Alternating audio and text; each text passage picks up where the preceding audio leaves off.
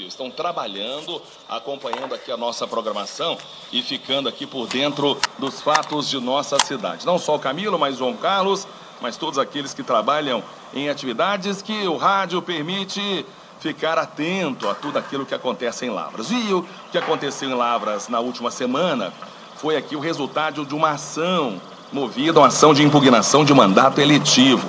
Nós temos aí, todos estão acompanhando a disputa entre a coligação Unidos por Lavras e também o Dr. Marco Xerém.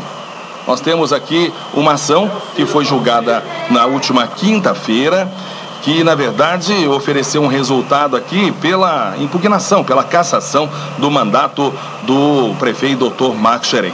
A Rádio Cultura, na última sexta-feira, repercutiu o fato e vai ainda continuar repercutindo esse fato. Entendendo ser de interesse público, claro que nós queremos dar toda a clareza necessária para que o cidadão, principalmente aquele cidadão comum no dia a dia, entenda os bastidores, exatamente do que está ocorrendo. Tanto é que nós tivemos aqui o advogado da coligação Unidos por Lavras, Dr. Flávio Unes, participando com o nosso companheiro, o Álvaro Sade, na última sexta-feira. Ele pôde aqui esclarecer, explanar aqui todo o conteúdo dessa ação, chamada Ação de Impugnação de Mandato Eletivo.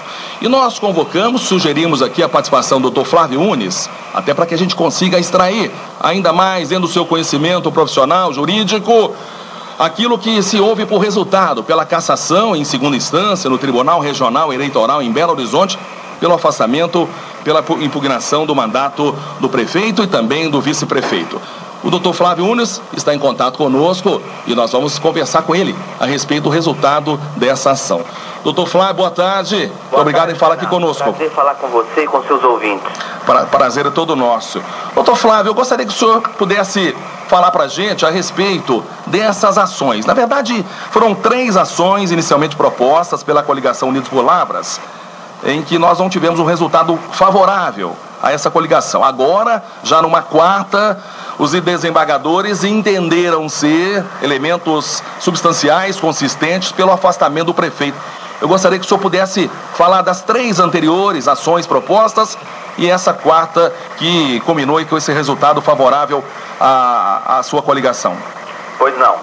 É interessante a sua pergunta, até para esclarecer que o Tribunal Regional Eleitoral de Minas Gerais, em momento algum, houve contradição. Em momento algum, há contradição pelo fato de ele ter considerar reformado as sentenças anteriores do juiz de Lavras e agora na quarta ação ele ter julgado procedente e mantido a decisão. Isto porque a legislação eleitoral entende que para cassar o mandato de um prefeito é preciso que haja gravidade no conjunto dos fatos. E o que ocorreu por parte da coligação Unidos por Lavras ao longo das eleições é que, ao invés da coligação ficar aguardando os elementos, os abusos que vinham sendo cometidos para depois juntar tudo e, com isso, impugnar o mandato, ela acreditou que, ajuizando uma ação para cada fato que vinha ocorrendo, ela, com isso, conseguisse fazer com que o candidato adversário parasse de cometer os abusos. Então, por exemplo, quando foi colocado dezenas de outdoors na cidade, quando é proibido por lei esse uso, e isso se estendeu dentro do período eleitoral, ajuizou-se uma ação em relação a esse fato. Quando vieram as tribunas, os jornais Tribunas de Lavras, fazendo manchetes, atacando, vinculando a imagem do candidato Silas a matérias desfavoráveis, prejudicando a sua candidatura, houve também uma ação específica para este fato. Quando depois, mais à frente, veio um panfleto criminoso feito pelo assessor do deputado Fábio Xerém, irmão do prefeito, caluniando Silas Costa Pereira em descumprimento patente de decisão judicial, ajuizou-se uma ação. Quando veio lá na prestação de contas do prefeito Marco Xerém, que ele distribuiu R$200 para quase 700 pessoas, sem que houvesse contraprestação de serviço e se valendo de contratos forjados, contratos que na verdade são inexequíveis, porque tem cláusulas esdrúxulas, como bem disse o tribunal no julgamento semana passada, também ajuizou-se uma ação. Então o que a alegação de dispor lavras fez foi ajuizar uma ação para cada fato. E aí o tribunal foi julgando os recursos do prefeito. E aí o tribunal entendeu que, para este fato isolado, não haveria gravidade. Para aquele outro fato isolado, não haveria gravidade. Veja bem, ele não diz, o tribunal, nas vezes em que reformou a sentença do Dr. Rodrigo, que o fato não ocorreu, mas que aquele fato isolado, visto numa perspectiva isolada, individual, ali, sozinho, não teria gravidade. Contudo, após as eleições, a Constituição da República do Brasil prevê uma ação que chama ação de impugnação do mandato eletivo. E a Constituição do nosso país diz que essa ação serve para evitar o abuso do poder econômico. Como essa ação ela só pode ser ajuizada depois das eleições, ela pode colher todos os fatos que antes foram examinados individualmente, que eles pudessem ser examinados no seu contexto todo. E aí o tribunal, analisando a sentença do Dr. Rodrigo, verificou o escândalo que estava a ocorrer. Porque não era apenas o fato outdoor, era o fato outdoor, mas o fato tribuna, mas o fato compra de votos, mas o fato panfleto, e a reunião disso, o conjunto da obra, revelou então que a decisão do Dr. Rodrigo estava correta, em cumprimento do que manda a Constituição da República do Brasil, que tem que preservar a normalidade e legitimidade das eleições, aspas, contra a influência do poder econômico, fecho aspas. Foi isso que ocorreu, portanto. Doutor Flávio, nós tivemos uma votação em que 4 juízes que fazem parte da Corte Mineira votaram a favor pela impugnação, pelo afastamento, e apenas a relatora, ela se posicionou aí contrário, portanto, a esse afastamento.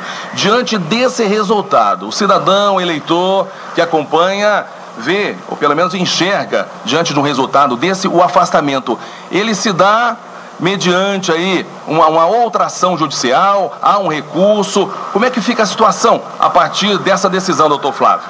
Sim, e é importante, preliminarmente, antes de dizer isto, que todas as vezes que alguém comete um abuso numa eleição, você tem que se socorrer do judiciário, porque senão você ficaria numa anarquia, não teria onde preservar a lei. Portanto, eu faço essa observação porque muitos falam de tapetão. Tapetão é um termo desrespeitoso com o judiciário. Você imagina uma partida de futebol sem regras, sem juiz. O que viraria, não é? Imagina umas eleições. Portanto, ajuizadas essas ações, quando o juiz de primeira instância, que é o primeiro que julga uma ação dessa, a execução, segundo a lei, daquilo que ele decidiu, deveria ser imediata. Portanto, a rigor, quando o doutor Rodrigo deu a sentença, já deveria ali o candidato segundo colocado Silas Costa Pereira ter sido empossado. Mas aí se entende, o Tribunal Regional de Minas Gerais entende que por cautela seria conveniente que se pudesse reexaminar antes que houvesse essa execução imediata. E por isso ele deu uma liminar para que então pudesse o prefeito continuar, o prefeito cassado, pudesse continuar no mandato até que fosse julgado o recurso no tribunal. Então aí foi julgado o recurso. Ainda por cautela, o tribunal disse o seguinte: vamos aguardar a publicação dessa decisão. O prefeito cassado terá 3 dias para apresentar o que se chama de embargos declaratórios. E o próprio Tribunal Regional Eleitoral de Minas vota isso, julga esses embargos. E aí, uma vez publicado o acórdão, executa a decisão. Poderá o prefeito cassado recorrer a Brasília. Contudo, não há o efeito suspensivo e, em princípio, se executa a decisão do tribunal, que já havia dado uma oportunidade de ele continuar desde o julgamento da primeira instância em Lavras. E, excepcionalmente, abriu essa oportunidade para que houvesse esse reexame. Agora, em Brasília, poderá o prefeito, sim, recorrer, como todo mundo recorre, pode recorrer das decisões, evidentemente, e ele tentará obter um efeito suspensivo, Poderá conseguir? Poderá, claro, poderá. Não há dúvida de que poderá. Contudo, diante do que ocorreu no caso de Lavras, nós podemos fazer uma análise técnica. Tecnicamente, uma decisão do Tribunal Regional Eleitoral de Minas Gerais, que examina e que constata que houve compra de votos, somado com o abuso dos meios de comunicação, somado com atitudes criminosas, de panfletagem criminosa, em desobediência a decisões judiciais eleitorais, e somada a toda uma cooptação de imprensa, faz com que nós podemos ter muita tranquilidade em esperar que não virá liminar alguma e que dentro aí de 20, 30 dias, tudo já terá sido publicado no âmbito do tribunal em Belo Horizonte e será cumprida a decisão conforme previsto em lei e conforme determinado pelo tribunal. Bom, o senhor explanou claramente, o ouvinte entendeu, nós aqui também da mesma forma. Doutor Flávio, dentro desse efeito suspensivo, dentro da apreciação desses embargos declaratórios, nós teríamos aí de imediato, posterior aí, um posicionamento do Tribunal Superior Eleitoral, o empossamento do segundo colocado, o professor Silas Costa Pereira? A determinação da posse do segundo colocado já foi feita pelo Tribunal de Minas Gerais. Não há necessidade alguma de o Tribunal de Brasília falar sobre isso. Assim que for publicada a decisão do Tribunal de Belo Horizonte, a decisão que apreciar os embargos declaratórios, a posse é consequência imediata. Não há necessidade alguma, senão a comunicação para que o juiz de Lavras diplome o candidato Silas e determine a sua posse. O que o prefeito tentará, e ele terá que conseguir isso para tentar impedir o que já é uma consequência imediata, é uma liminar em Brasília que ele tentará. E que nós, conforme eu disse, considerando todos os elementos demonstrados, nós esperamos que isso não ocorra e que, portanto, aquilo que já foi decidido pelo tribunal, que é a posse imediata de Silas após a publicação da decisão do Tribunal de Belo Horizonte, ocorra com toda tranquilidade. Doutor Flávio, outra dúvida que surge é com relação, o senhor já explicou bem, mas é bom deixar claro para o nosso ouvinte, aquele cidadão que não é familiarizado com os números ou até mesmo com a legislação. Não seria pertinente, portanto, a realização de uma nova eleição diante dos números que foram resultantes aí da eleição passada? Exatamente. A legislação eleitoral entende que quando o candidato cassado não obtém mais da metade dos votos válidos, assume o segundo colocado. Isto porque, no caso de Lavras, por exemplo, mais da metade da população disse não ao Xerém. É por isso, somados os votos de Silas e Deon, é mais da metade. Portanto, foi por isso que ele não conseguiu mais da metade dos votos. Então, aquele que teve a segunda maior votação, ele deve ser empossado sem necessidade de uma nova eleição. É assim que determina a lei. Bom, nós estamos conversando com o doutor Flávio Unes, que representa a coligação Unidos por Lavras, tecendo aqui todo o seu comentário, a sua experiência jurídica a respeito desse caso que envolve a ação de impugnação de mandato eletivo. Portanto, nós estamos aguardando a publicação, doutor Flávio, do Tribunal Regional Eleitoral, da decisão, e posteriormente, aí sim, nós teremos os chamados embargos declaratórios. Isso, que tem 3 dias para ser apresentado, imediatamente o tribunal julga, e a estimativa nossa é que dentro de 20, 30 dias isso já se terminou, e aí a posse do professor Silas ocorra imediatamente.